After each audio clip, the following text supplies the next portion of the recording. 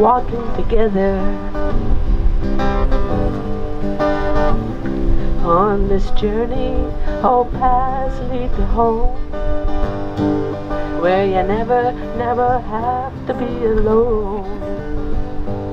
By the fire in our hearts, we're not so far apart. We'll all be safe.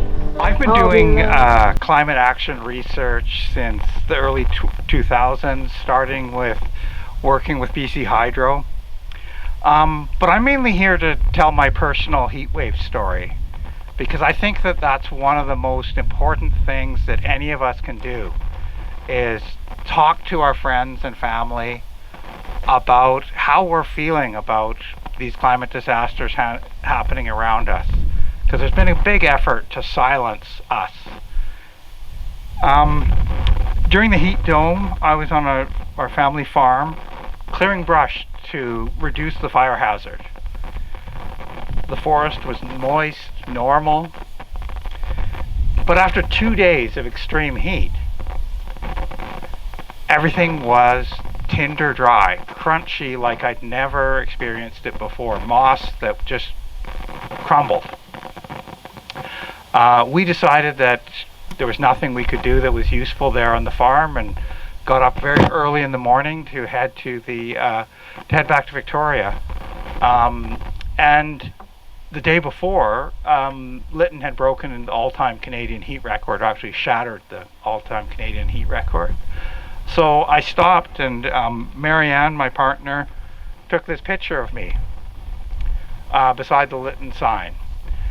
And then we got to the ferry terminal and turned on the radio and discovered that Lytton was gone that quickly, in a few hours. It was just gone.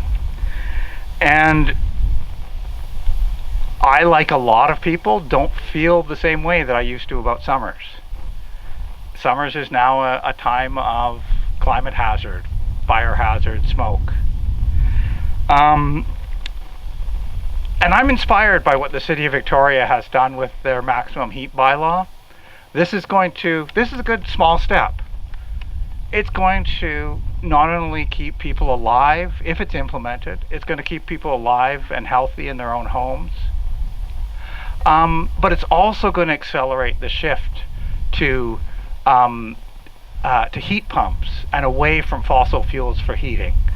So it's going to make a local effort of keeping people alive, but also globally reducing the carbon pollution that is causing these heat waves.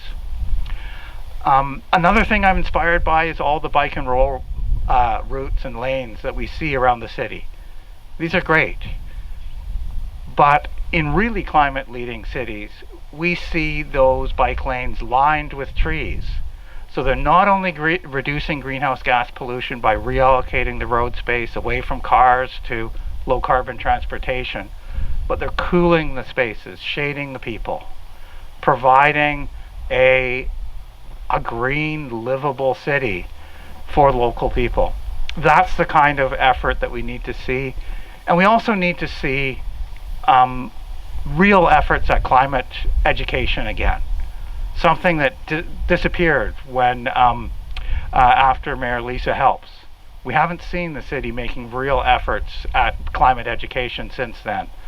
And that climate education pressures the federal and provincial governments, which have the really big tools to shift, the ability to shift all these billions and billions of dollars away from fossil fuel subsidies to renewable energy, to bike lanes, to public transit, to heat pumps, to affordable housing, to all these things we need.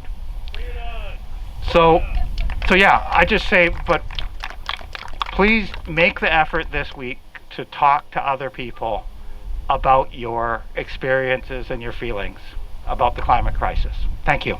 We are walking together, humanity, family, walking together.